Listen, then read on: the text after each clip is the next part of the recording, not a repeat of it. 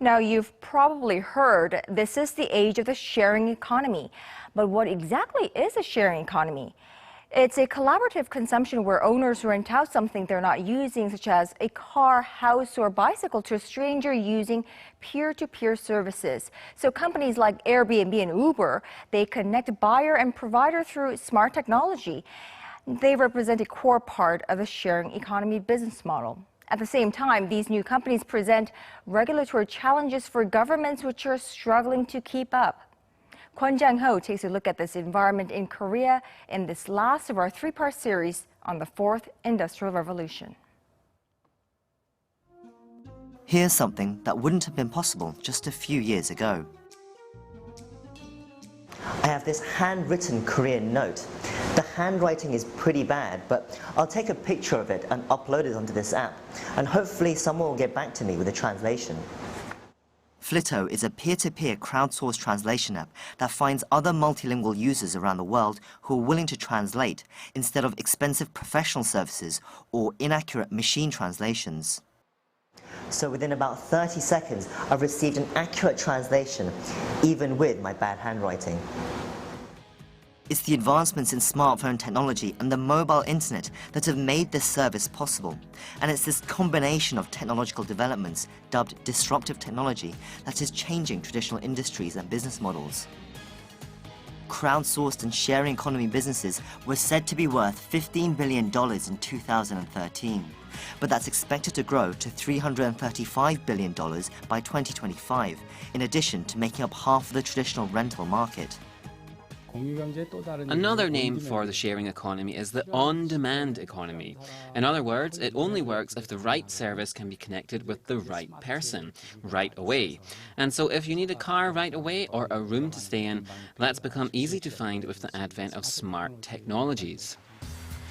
Speaking of needing a car, in Korea, car sharing is an industry that has really taken off in the last few years. Just with a few taps, anyone can find and book a car nearby without waiting, hire it in 10-minute chunks, and drop it back off where they found it, or even leave it at a different location. It's cheaper, faster, and more convenient than traditional car rental services, and more practical for those who cannot afford or do not want to own a car. But the growth of these industries has not been welcomed by all quarters. Uber and Airbnb, two pioneers of the global shared economy trend, have run into trouble with governments and traditional industries all over the world, including Korea. Airbnb was locked in legal disputes with the Korean government concerning tax and safety issues, and Uber's main service was forced out of Korea in 2015 after pressure from the government, taxi unions, and negative public opinion. Uber accused the government of being out of touch and said it risked getting left behind the global trend. SoCar, one of Korea's biggest car-sharing companies, also experienced legal teething problems in the beginning.